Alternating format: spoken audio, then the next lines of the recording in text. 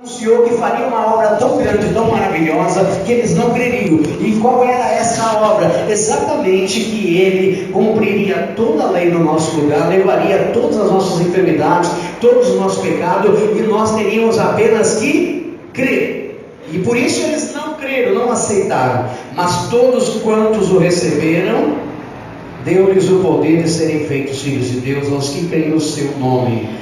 Amém? Então isso é muito importante para nós, crermos da maneira correta. Amém, igreja? Vamos um pouquinho mais para frente. Quero que você vá um pouquinho mais para frente no Evangelho de Isaías 53. Hoje é dia de falar da ceia, de falar o que Jesus fez por nós. Eu estava meditando hoje nessa palavra e é muito importante que você entenda por que Jesus usou o pão e o vinho para representar a sua carne e o seu sangue. Amém? E lá no original, exatamente, ele usa essa expressão mesmo, né? Exatamente. Vamos aqui para a palavra do Senhor. Por que ele usou o pão e o vinho? Exatamente porque o pão ele é um fruto e o vinho também é um fruto. Você entende? O trigo ele é colhido, ele é batido e então ele é moído. Depois que ele é moído, então ele é processado, mistura-se a água e a água faz-se a massa. Ele é moído várias vezes, se você prestar atenção, o trigo ele é moído até virar um pó, até virar farinha. E o pó do trigo se chama farinha. Então depois que vira farinha se constrói o pão. E o pão ele é formado amassando muito. Jesus foi moído por causa dos nossos pecados. Os pecados do mundo inteiro, o pecado e os pecados do mundo inteiro fizeram moer o corpo de Cristo.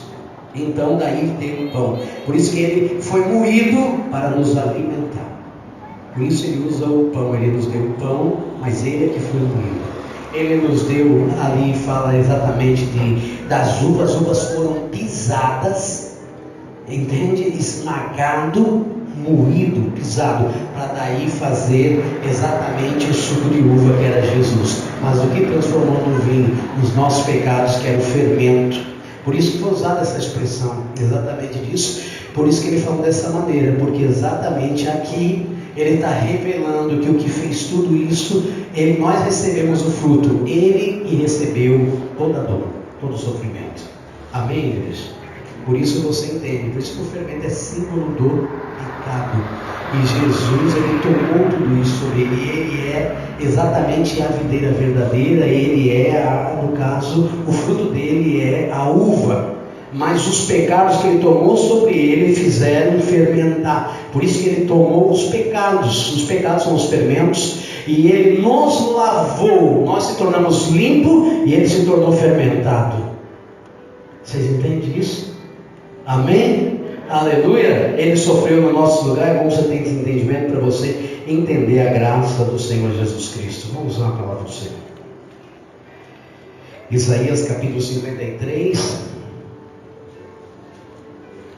Quem deu crédito à nossa pregação e a quem se manifestou o braço do Senhor, porque foi subindo como renovo perante ele e como raiz de uma terra seca. Então realmente Jesus ele é exatamente o renovo na vida dos homens aqui nessa terra seca. Ele é a raiz. A terra seca, ela não produz, mas ele foi a raiz dessa terra seca, ele foi o início dessa terra seca, e isso é importante nós entendermos para a glória do Senhor Jesus Cristo, amém? Então tudo partiu dele. Se hoje a terra não é mais seca, e essa expressão seca é uma expressão à vida pecaminosa e ao pecado que reinava sobre a terra, mas Jesus tomou os pecados, aleluia, e por causa disso, aleluia, se tornou a nossa raiz. Ele, através dele, nós estamos ligados nele, amém? E então podemos produzir frutos porque estamos ligados em Cristo. Entende, irmão? Você nunca produz de você mesmo, entenda isso. Por isso que Jesus ele disse para João, sem mim nada podeis fazer, e nada atinge todas as ramificações que o homem possa ver ou crer.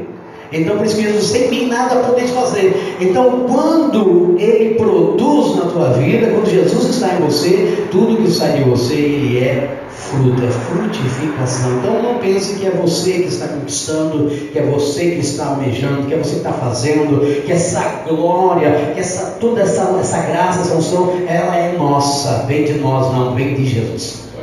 Sempre, irmão, sempre vem dele. Amém? Aleluia. Louvado seja o Senhor. Isso é muito bom, sabe por quê? Porque nós olhamos somente para Jesus. Não tinha beleza nem formosura, e olhando nós para Ele, não havia boa aparência nele para que o desejássemos. Essa expressão, ela denuncia o quê? Denuncia o que Ele recebeu. A Bíblia chama Jesus de o desejado das nações. Ele era todo desejado, diz a Bíblia. Tem uma outra passagem da palavra do Senhor que nos diz que ele era todo desejável. Então o que significa? Por que uma parte fala dele todo desejável e aqui fala que ele não tinha beleza nenhuma para que o desejássemos? Você entende? Como não tinha beleza nem formosura, e olhando para ele não havia boa aparência para que o desejássemos.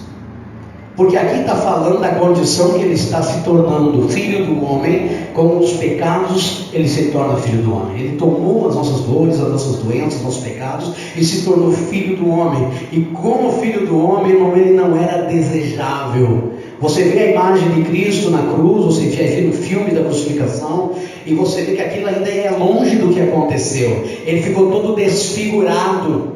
Então quando você olhar ali, você não sente desejo nenhum, não vê beleza nenhuma. Mas como, aleluia, Deus Todo-Poderoso, Ele é todo desejável. Jesus ressuscitado, glorificado, Ele é todo desejável. Essa é a diferença. E nós o desejamos muito, muito, muito todos os dias. Por isso que todos os dias você vem buscar Jesus, porque você deseja ter Jesus. Amém? Aleluia. Vamos ali para a palavra do Senhor um pouquinho mais para frente, no versículo 3, aliás. Era desprezado e o mais rejeitado entre os homens, homem de dores, e experimentado nos sofrimentos, e comum de quem os homens escondiam o rosto, e era desprezado, e não fizemos dele caso algum. Jesus, na natureza humana, na sua forma homem, quando esteve aqui na terra, as pessoas não faziam caso dele. Muitas pessoas o desprezaram. Você pega, por exemplo, quando isso acontece, você vai ver muitas passagens em que os fariseus, em que os judeus o julgaram, acusaram Jesus, e Jesus até justificou uma certa feita que eles o julgaram. Ele disse: olha, João o Batista veio e ele não andava no meio dos pecadores, não comia com eles, e vocês disseram que ele não comia, que ele realmente não se misturava, não andava com eles, e agora veio o Filho do Homem comendo e bebendo, e vocês chamam de comelão e beberão? Comelão e beberão? Então, Jesus está dizendo o seguinte: a carne, irmão, os que estão na carne nunca estão satisfeitos. As pessoas que elas estão vivendo pelos olhos da carne, e o que é viver pelos olhos da carne? Que acreditam que é pela sua força, que é pela sua capacidade, que acham que estão fazendo alguma coisa. Então elas nunca se satisfazem, e eu sei muito bem disso. Quando você exatamente olha para as pessoas, elas nunca vão agradar você o suficiente. Ou elas não fizeram o suficiente, ou elas fizeram aquilo que não era necessário. Mesmo quando elas fazem bem, você olha e diz: olha, não precisava ter feito isso. Você entende? Se ela caprichar em tudo que ela faz, você vai julgar ela. Vai dizer: não, mas não precisava, não era assim, não precisava fazer isso aqui, isso que desperdício. Você entende? A carne, ela nunca se satisfaz. Você sempre vai achar um defeito.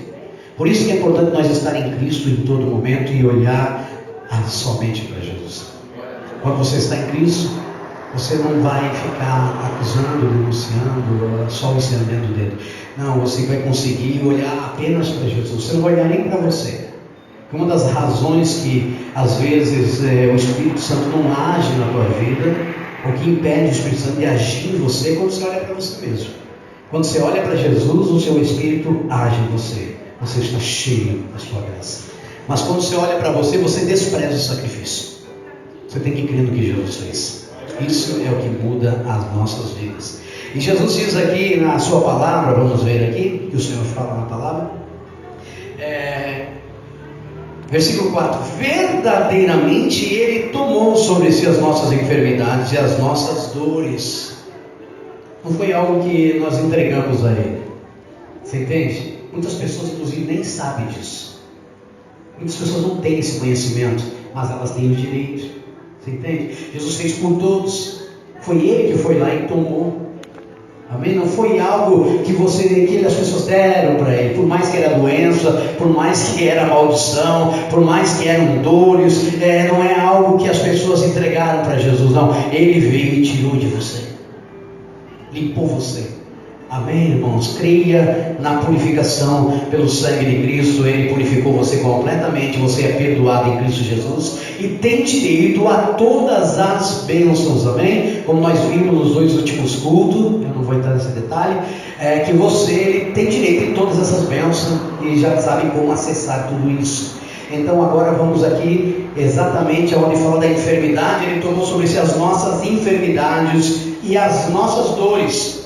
Levou sobre si as nossas dores, Ele levou sobre si, e nós o reputamos por aflito, ferido de Deus e oprimido. Então muitos, quando viram a crucificação, a humanidade, quando viu a crucificação, não entendeu naquela época, não entendiam isso que estava acontecendo. Muitos queriam condená-lo, que eram os judeus, queriam condená-lo porque achavam que estava fazendo um serviço para Deus, achavam que era uma grande obra, achavam que estavam defendendo o reino de Deus, porque achavam que Jesus tinha insultado a lei, achavam que Jesus tinha exatamente violado os mandamentos, e eles então queriam que realmente ele fosse crucificado. Crucifica Jesus e solta Barrabás. E então soltaram um bandido, soltaram Barrabás, um assassino, e crucificaram Jesus no lugar dele. E tudo isso veio do Senhor para nos trazer a salvação.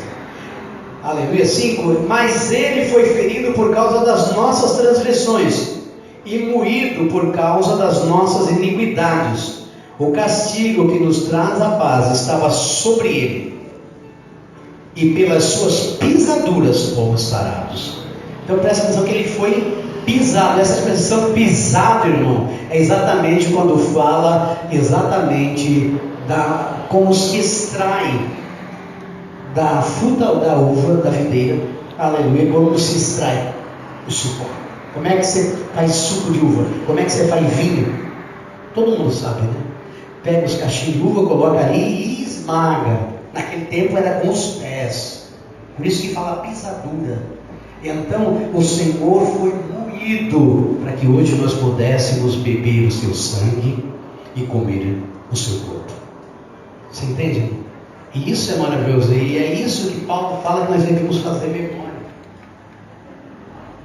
Fazei memória de mim, disse o Senhor. Todas as vezes que comerdes esse pão, beberdes esse cálice, então você tem que fazer memória. E o que é a memória? Lembrar o que Ele passou para dar vitória para nós. E então hoje nós não podemos desmerecer, não podemos exatamente lançar fora o que Jesus fez. Jesus me deu salvação. E se Ele me deu, eu tenho que tomar posse da herança da vida eterna.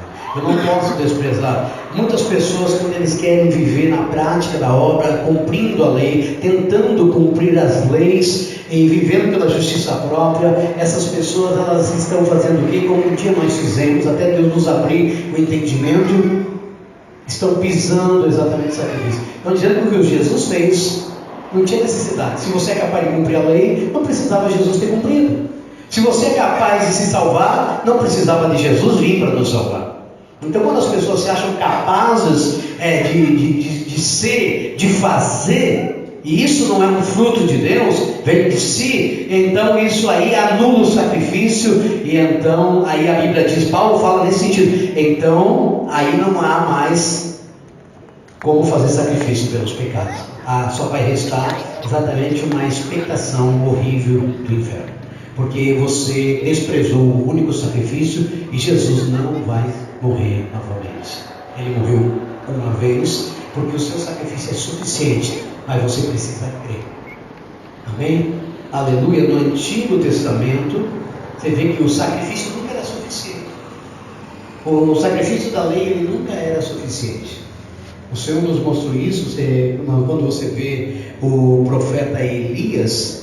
Exatamente quando você vê o profeta Elias oferecendo sacrifício, desafiando os ídolos de Baal, e ele faz todo um sacrifício ali, ele ajunta as 12 pedras, representando as 12 tribos de Israel, e então ele conserta o altar, para poder oferecer o sacrifício ao Senhor. E quando ele conserta o altar, ele reúne as 12 pedras. Presta atenção que quando Elias foi levantado por Deus num dos momentos de maior corrupção de Israel, um dos momentos em que os maiores pecados estavam acontecendo dentro daquela nação. Veja que o rei da época, quem que era? Era Acabe, que tinha casado com a bruxa Jezabel, que era uma adoradora de Baal e de Azera. Então veja bem com quem ele estava, e estavam todos corrompidos, e todas as 12 tribos estavam divididas. 10 tribos estavam de um lado e as 2 tribos estavam do outro. Então o reino do norte e o reino do sul estavam divididos, e nesse momento Deus enviou Elias, exatamente, por isso que Elias é profeta do juízo. Por isso que nós vemos essa representação, que geralmente era os sacerdotes, era que reinavam sobre o povo. Deus desde o início levanta sacerdotes. Você vai ver que o Senhor sempre levantou sacerdotes para reinar sobre o povo. Não tinham reis. Eles não tinham reis para liderar as suas vidas. Eles eram liderados pela sacerdócio. E quem era a cabeça do sacerdócio? O Senhor. O Senhor nos guiava. E então chegou um momento que eles rejeitaram o sacerdócio e quiseram um rei como as outras demais nações. E por isso eles viveram esse período. Então você percebe ali que o Samuel, por exemplo, ele era sacerdote. E você vai ver que no meio do sacerdócio dele, ele também teve que passar a ter o ofício de profeta. Porque as pessoas estavam se corrompendo cada dia mais. E o que acontece? Ele é tipicamente a sombra da lei.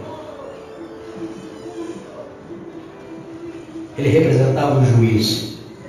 Por isso nós vimos uma vez uma pregação aqui sobre a transfiguração do monte, sobre onde aparecem Elias e Moisés, o representante da lei e o representante dos profetas. E nós sabemos que não devemos dar mais ouvidos à lei e aos profetas, mas ouvir a Jesus, a graça do Senhor. E quando você olha para isso, você vê a representação de Elias, que quando Elias preparou o altar, então, eles estavam divididos. Mas ele apresentou o sacrifício diante de Deus como se eles estivessem todos unidos. Você precisa entender isso. Quando você chega diante de Deus, Deus nunca vê a divisão. O sacrifício de Jesus, aleluia, nos mostra, aleluia, sempre consertados, sempre purificados e sempre unidos. A igreja está sempre unida. O Senhor sempre olha para o corpo da igreja. Ele nunca vê a igreja dividida. Ele sempre vê o corpo. Por isso que você está no corpo de Cristo. Por isso fazemos parte do corpo de Cristo. E não importa qual parte do corpo você é. Você entende? Todos têm um vital valor para Deus. Todos são importantes para o Senhor. Se você, por exemplo, tem o teu corpo, se você não tiver um rim, por exemplo, você não vê o rim. O rim não aparece, o rim não recebe glória. Amém? Mas sem os teus rins você não consegue viver. O coração não aparece, mas sem o coração também você não vai conseguir viver. Todos os órgãos são importantes, desde o dedo. Amém? Então o Senhor diz assim, exatamente isso. Ele é a cabeça. Nós estamos ligados no seu corpo. Então quando existem os erros, as falhas, os pecados, como houve o sacrifício de Jesus, Deus, quando Ele olha para nós, Ele nunca vê os nossos pecados. Ele sempre vê o corpo de Cristo. Ele vê o sacrifício perfeito. Por isso Ele não pune a gente. Por isso muitas das vezes você não é castigado, mas às vezes recebe alguma disciplina. Amém? Aleluia. É importante você entender isso. Filhos nunca são disciplinados com doenças e com morte e isso mais. Somente servos recebem isso. Isso é importante você entender. Servos receberam isso. Na lei foi dada a lei, 3.000 morreram. Mas na graça 3.000 foram cheios do Espírito Santo. Porque receberam exatamente porque se tornaram filhos de Deus, porque creram em Jesus. Por isso receberam o Espírito. Você crê em Jesus, que Ele é a salvação da tua vida, e você recebe o seu Espírito. Então você está purificado. Aleluia! Glória a Jesus. Você pode exaltar o Senhor? Então quando Elias ofereceu o sacrifício, as pessoas dizem assim, mas por que ele ofereceu o sacrifício em nome das 12 tribos? Ele mandou trazer as 12 pedras e colocar ali, consertou o altar com as 12 pedras, mas eles estavam divididos. Mas quando ele apresentou o sacrifício, ele apresentou as 12 pedras unidas, o corpo completo. É assim que Deus nos vê. Deus nunca nos vê divididos, nunca nos vê no pecado. Quando estamos nele, nós estamos sempre completos. Por mais que às vezes você falha, mas o que Paulo falou foi que o velho homem foi crucificado com Cristo. Então a nossa questão, Deus não está tratando o pecado. O pecado foi tratado na cruz. Deus está tratando com os filhos. De como, aleluia, exatamente ensinar seus filhos. Você entende isso?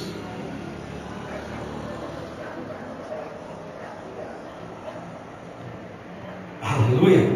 Então ele apresentou o sacrifício. E a Bíblia diz que ele chamou todos e disse, tragam mais água. Acabando de cavar uma vala à volta, eles cavaram uma vala à volta do altar, e ele disse, tragam mais água. E eles foram ali no ribeiro de Quizon, e pegaram muita água e trouxeram, e ele dizia, joga mais água, encharca mais. Trouxeram novamente, encharca mais. Colocaram ali o sacrifício, e então ele clamou ao Senhor. A Bíblia diz que veio o fogo do céu, consumiu o holocausto, lambeu a água e consumiu até as pedras do sacrifício. O que é isso? Juízo sobre a terra. Por isso todos os milagres de Elias eram milagres de juízo. Um dos primeiros milagres que ele fez foi não chover. Sob a minha palavra não haverá chuva. Isso é juízo. Muitos pereceram de fome. Por isso que debaixo da lei existe o juízo, existe a necessidade, existe essa questão de ser condenado e castigado. Mas debaixo da graça o Senhor está te protegendo. Como uma galinha protege os pintinhos, você está debaixo das asas do Senhor. Proteção completa. Amém? Quando a enfermidade vem, ela não pode tocar em você. Você está protegido. Você está com uma armadura de Deus. É isso que você precisa entender. Por isso todos os milagres de Elias são milagres de juízo. Por isso quando Jesus falou sobre João, você presta atenção que ele fala que esse é o Elias que havia de vir. Esse é o Elias que havia de vir. Porque João o Batista, quando nasceu no espírito e virtude de Elias.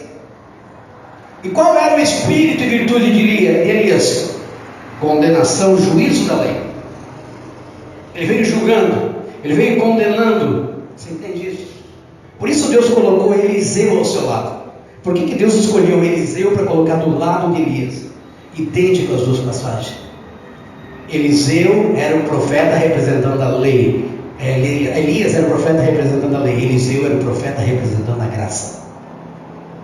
Por isso que Eliseu fez o dobro de milagres de que Elias fez. A diferença é que os milagres de Eliseu sempre foram milagres de graça, sempre de sustentação e de provisão.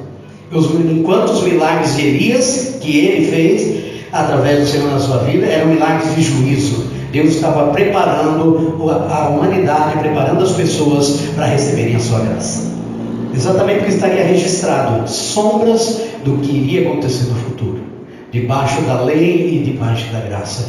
Por isso Eliseu, ele é um tipo de Cristo no Antigo Testamento.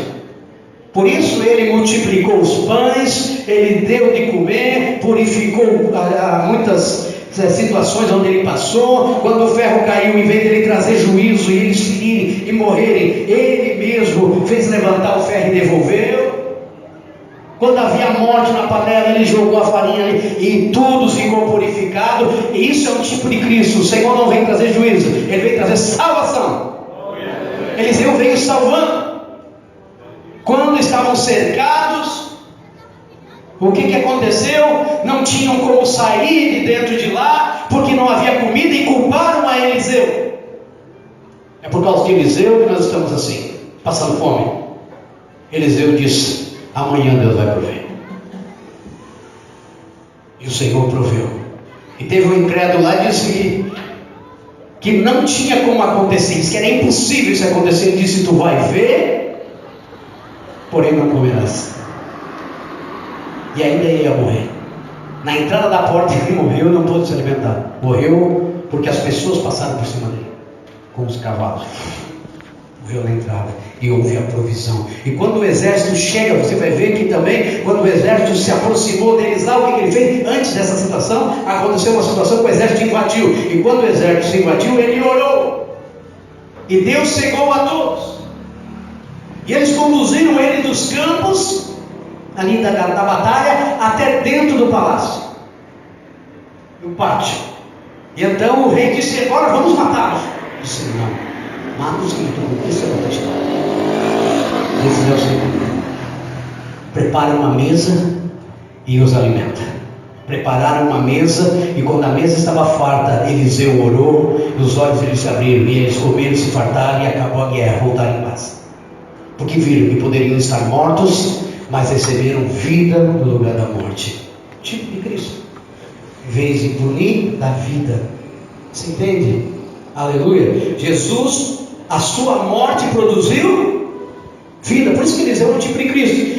Eliseu morreu, e a Bíblia diz que ele estava morto já, e os ossos dentro de uma cova, e eles estavam fazendo um sepultamento, mas de repente gritaram: olha as tropas vindo, e então lançaram o defunto dentro da cova, e o defunto tocou nos ossos de Eliseu e ressuscitou. Foi o último milagre que aconteceu.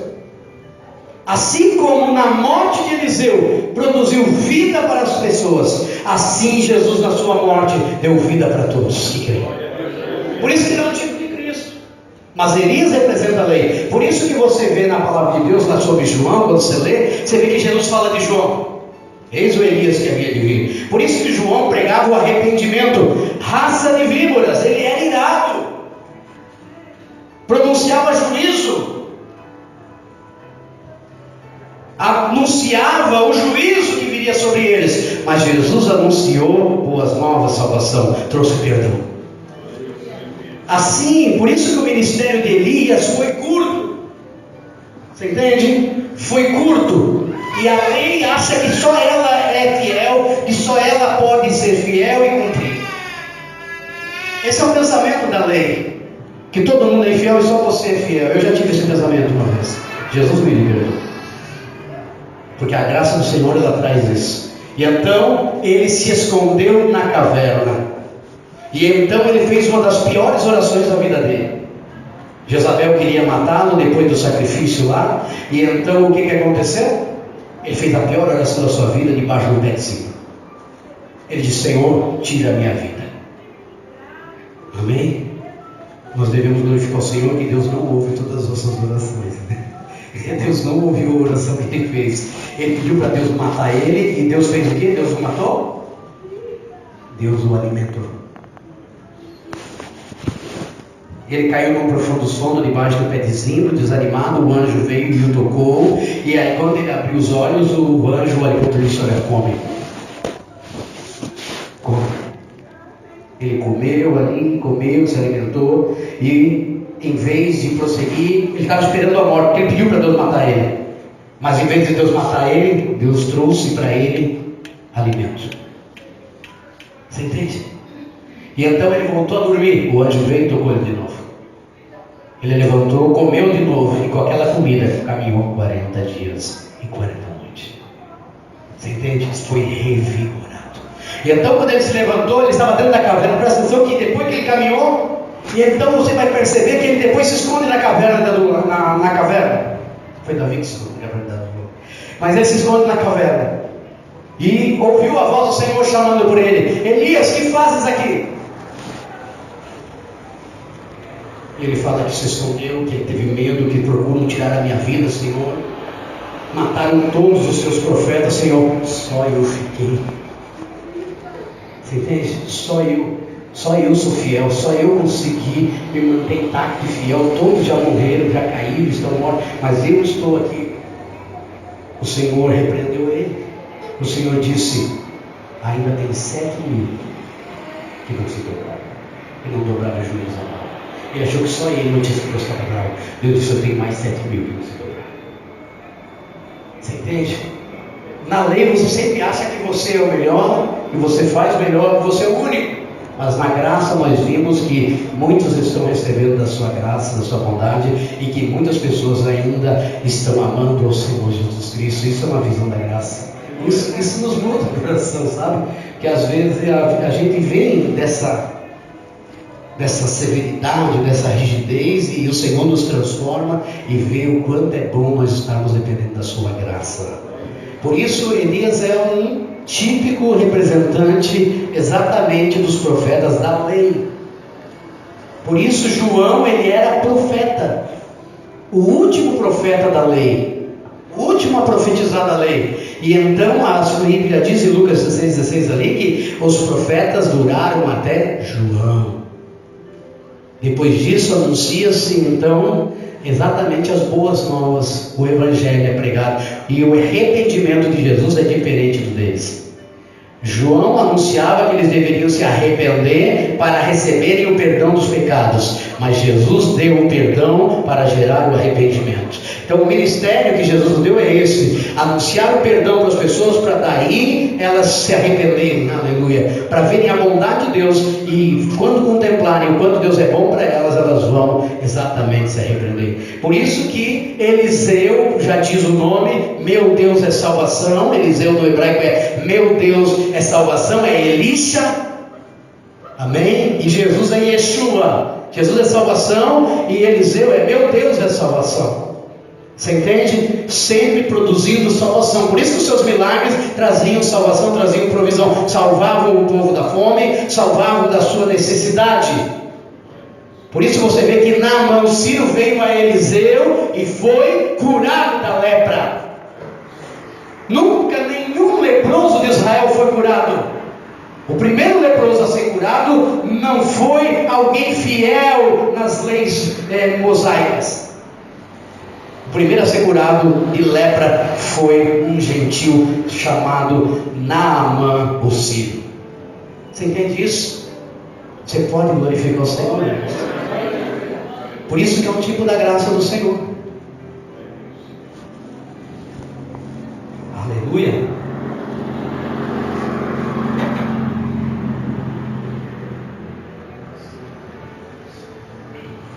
Por isso que João representava o espírito de Elias e Jesus é o espírito da graça. João representava a lei e Jesus representava a graça. Assim como Moisés representava a lei. Por isso nós precisamos prestar atenção que o Senhor está nos dando muita graça aqui, muita bênção, muita vitória no nome do Senhor Jesus Cristo.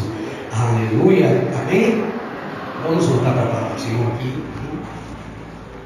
Eu fugi um pouquinho aqui, mas achei interessante citar principalmente da ressurreição, que até então ninguém ressuscitou. Você vai ver que a primeira ressurreição aconteceu ali exatamente com quem? Com Eliseu, o filho da Sunamita. Ele veio e deitou-se sobre ela e ele ressuscitou. Amém? Isso foi um milagre de ressurreição, assim como Jesus ressuscitou o filho da viúva de Naim. Mas a sua morte trouxe vida. Aquele que estava morto, quando tocou nos seus ossos, mesmo depois de morto, recebeu vida. Por isso que a vida, a ressurreição, que é a vida, ele é o primeiro fruto da morte de Cristo. Cristo morreu e ressuscitou. Quando ele ressuscitou, esse foi o primeiro fruto. O que diz isso? Se o Senhor Jesus ressuscitasse, significa que Deus aceitou o sacrifício. Se não ressuscitasse, o sacrifício não foi aceito. Por isso que lá, Elias, o fogo veio de Deus, consumiu o sacrifício, consumiu, lambeu a água e consumiu também todas as pedras. Não sobrou nada. Você entende? O juízo é maior do que o sacrifício. Isso é lei. Agora, em Cristo Jesus, o sacrifício é maior do que o juízo. Parou o juízo. Você entende? O sacrifício é muito maior do que o juízo. Uma gota de sangue de Jesus é suficiente para purificar o mundo. Mas Ele deu toda a sua vida. Porque Ele deu em abundância. Você nunca vai chegar a Ele e Ele vai estar com a quadra fechada para você. Você nunca vai chegar diante dEle e não vai receber. Ele sempre terá em abundância para te dar. Não importa quantas vezes você erra, você cai, você tropeça, Ele sempre vai te levantar. Amém? Por isso diz que o justo cairá 7 vezes, salmista falou, e de todas o Senhor o levantará. Entende? Como um justo pode cair? Significa que ele não é justo por ele. As suas atitudes, aquilo que ele vive, o faz cair. Mas a justiça de Deus o levanta. Então é uma tipificação da nossa vida, irmão, que recebemos a graça do Senhor. Entende? O Senhor está sempre levantando você. Você já pensou se você pecasse e perdesse a salvação? Nós estávamos tudo morto já. E quantas vezes já erramos? Falhamos.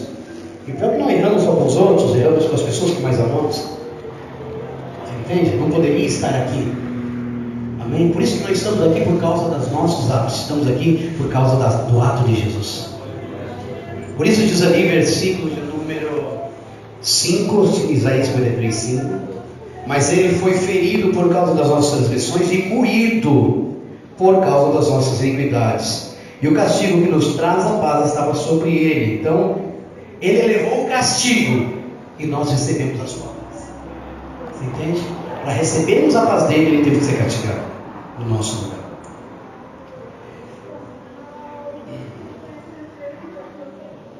E pelas suas pisaduras fomos sarados. Todos nós andávamos desgarrados como ovelhas, cada um se desviava pelo seu caminho, mas o Senhor fez cair sobre ele a iniquidade de nós todos. Ele foi oprimido e afligido, mas não abriu a sua boca. Como um cordeiro foi levado ao matador, e como ovelha muda perante seus tosqueadores, assim ele não abriu a sua boca. Da opressão e do juízo foi tirado. E quem contará o tempo da sua vida? Porquanto foi cortado da terra dos viventes pela transgressão do meu povo, ele foi atingido. Puseram a sua sepultura com os ímpios, e com o rico na sua morte, ainda que nunca cometeu injustiça, nem houve engano na sua boca. Todavia ao Senhor agradou moí-lo, fazendo-o enfermar, quando a sua alma se puser por expiação do pecado. Preste atenção que está no singular. Exatamente a vida de Jesus, o sacrifício dele na cruz, ele é a expiação do pecado. Não dos pecados, exatamente do pecado. Por que ele é a expiação do pecado? As transgressões e iniquidades foram levadas todos também. Mas o principal bênção que nós recebemos foi essa. Nós éramos pecadores caído por causa de Adão. E esse pecado de Adão, que é o pecado que Adão cometeu, e por isso todos, porque Adão pecou, todos se tornaram pecadores. Esse foi expiado em todas as iniquidades, todos os outros pecados. Você entende? Aleluia! Só que isso aqui é diferente. Os pecados de atos é uma coisa, o pecado generacional, que é o pecado que nós herdamos de Adão, esse não depende de ato. Você entende? Esse aí não tinha como, você é e pronto. Não adianta você dizer que não é. Amém? É pecador, mas talvez não pecou ainda. Você entende? No caso de crianças, né? Não precisa. Vamos ali para frente um pouquinho. Por isso diz assim, que a sua alma foi posta ali por expiação do pecado. Por isso nós vemos a sombra do Antigo Testamento da Arca da Aliança. E na Arca da Aliança existia a tampa do propiciatório. Por isso está a palavra propiciação. E a expiação do pecado era feita sobre o propiciatório. Então se matava o cordeiro e aspergia o sangue diante da face da arca. Havia 2 querubins sobre a tampa do propiciatório, e então o sumo sacerdote, então pegavam isso, molhava no sangue do cordeiro e aspergia 7 vezes na frente da arca. Você entende isso? Por que na frente? Porque é onde nós sempre chegamos diante de Deus, à frente do altar de Deus. Se Deus está ali, nós vemos à sua frente.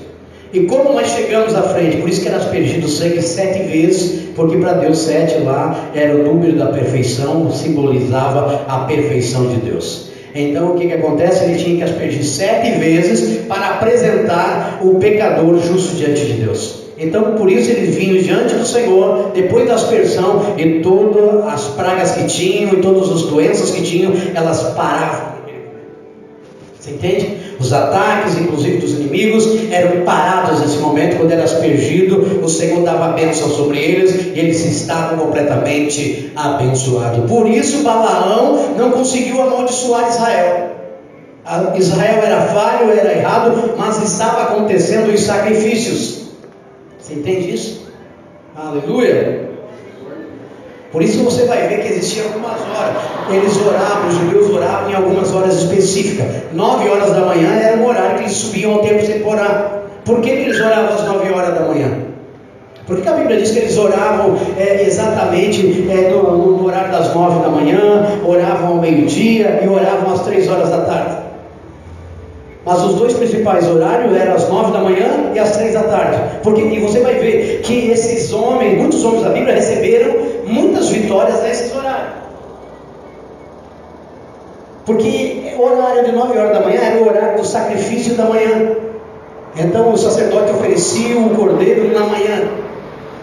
E eles, naquele momento que ofereciam o cordeiro, havia aspersão, e então Deus ouvia a oração do seu povo. Por isso que eles iam orar nesse horário, porque sacrificavam o cordeiro, e eles tinham certeza que naquele momento Deus ouviria a sua oração, porque havia o sacrifício.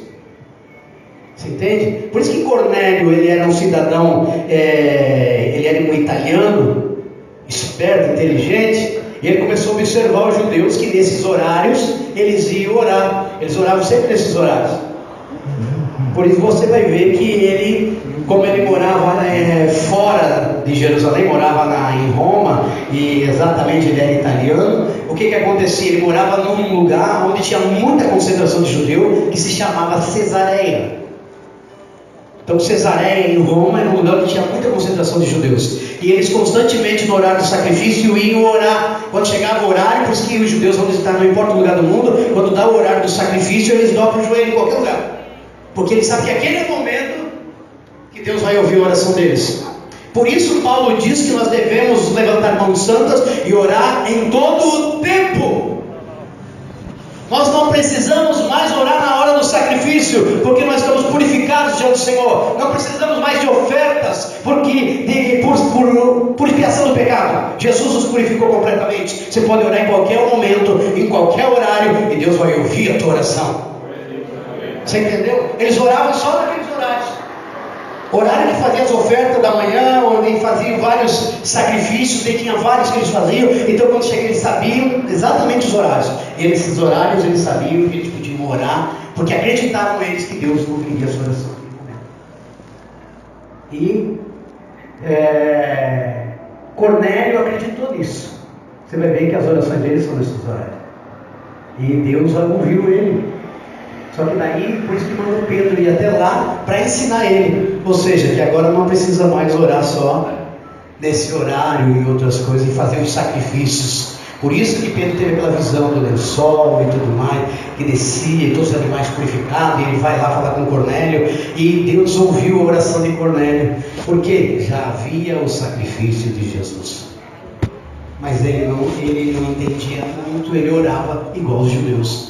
Chegava o horário do sacrifício, ele conhecia a tradição deles, ele se objetivo, orava naquele momento. Por isso você vai ver que chegava o horário da oração, eles iam ao templo. E chegada a hora da oração, foram ao templo, e lá aconteceu um grande milagre na porta do templo.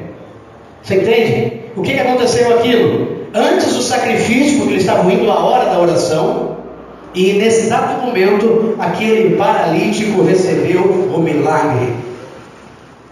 Pedro diz o que para ele?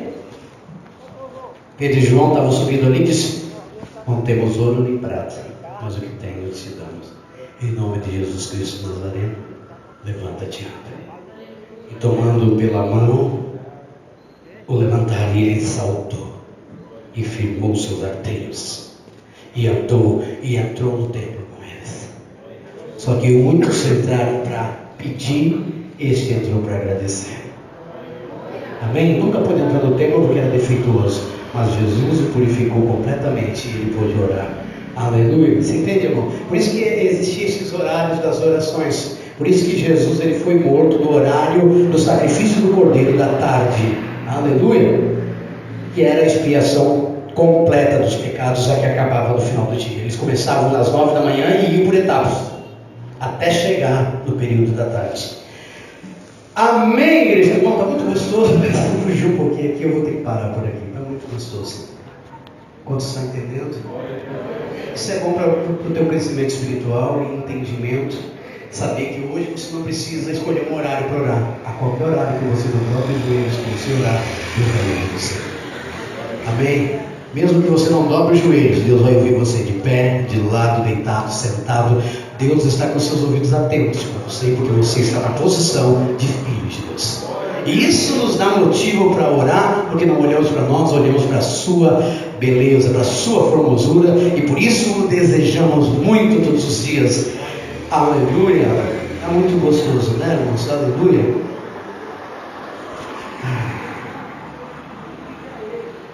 Versículo de número 10, a parte B ali. Então, verá a sua posteridade, prolongará os seus dias, e o bom prazer do Senhor prosperará na sua mão.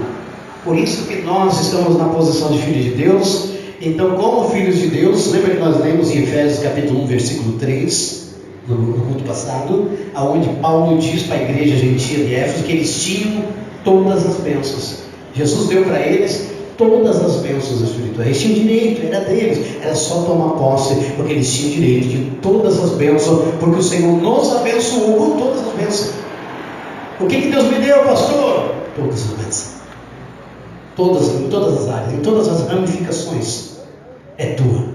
Mas você depende de crer. 11. Ele verá o fruto do trabalho da sua alma e ficará satisfeito. E com seu conhecimento, o meu servo justo justificará muitos. Amém? Ele justificou-os. Nós estamos justos por causa dele. Nós estamos desses muitos aqui, ó. Porque as iniquidades deles levará sobre si. Por isso lhe darei a parte de muitos, e com os poderosos repartirá ele o despojo, porquanto derramou a sua alma na morte. Foi contado com os transgressores, mas ele levou sobre si o pecado de muitos e intercedeu pelos transgressores. Entende essa parte? O sangue de Jesus intercede hoje por nós. Cada vez que você peca, o sangue dele está presente. Essa é a intercessão, essa é a expiação. Você entende? Por isso que ele é a propiciação pelos nossos pecados. Lá tinha o propiciatório, o sangue era sobre o propiciatório. E então os querubins olhavam para o sangue e se assentavam. Você nunca vai ver na Bíblia um anjo sentado no tempo da lei. Todas as vezes que os anjos saíram diante de Deus, era para exercer juízo. Sempre apareciam de pé e exercendo juízo. Mas as mulheres chegaram no sepulcro, e quando chegaram no sepulcro, havia dois anjos assentados ali, uma cabeceira onde estava Jesus e um aos pés, e disseram para as mulheres: ele não está aqui, ele ressuscitou. Mas tinham dois ali, um assentado aos pés e outra cabeceira. Ali era a verdadeira arca de Deus. Os querubins estavam ali assentados, o sacrifício foi aceito, aleluia, e os anjos se assentaram. O juízo está assentado. Deus executou o juízo sobre o pecado. Puniu os pecados no corpo de Cristo. Amém? Aleluia. Como ele é justo, puniu o pecado, mas como ele é amor, para não nos punir porque nos ama, foi punido no nosso lugar. E isso é o amor e a justiça de Deus manifestado por causa da sua fidelidade. Aleluia. E por isso intercedeu pelos transgressores. Então, quando você crê no sacrifício de Jesus, você está purificado, você é filho de Deus. Por isso ele veio a nós na forma de Filho de Deus. Por isso as pessoas não entendem, né, a questão do lugar que está à destra. Porque ele nos deu um lugar, estamos assentados aqui nos lugares celestiais, à destra do trono de Deus. Esse é o nosso lugar. Quando Deus julgar aqueles que não creram, quando chegar o dia do juízo, e o dia do juízo não é sobre os pecados já foram julgados, mas o pecado agora, o juízo agora é sobre os que não creram, é sobre os que não creram e continuam nessa prática do pecado, porque não creram no perdão, não receberam. Então quando chegar o dia do juízo, que serão reunidos diante do trono de Deus, nós estaremos como filhos de Deus, assentados à destra do trono de Deus. Esse é o que a Bíblia nos ensina. Você entende? Por isso que ele nos deu um lugar, estamos assentados nos lugares celestiais em Cristo, e Paulo, como nós falamos nos últimos cursos, ele exatamente nos deu o lugar da destra. Amém? Esse lugar era de Jesus, aleluia, por isso que ele se manifestou, aleluia, como Filho de Deus, deu esse lugar de Filho de Deus para nós. E hoje ele age como nosso Salvador, como Deus das nossas vidas. Então quando ele olha para a destra, lá estaremos nós, salvos pelo seu sacrifício. Vamos passando a ceia, senão vai ficar muito tarde. Já passou do horário, 9h30. Vamos colocar, por favor, esse relógio está meio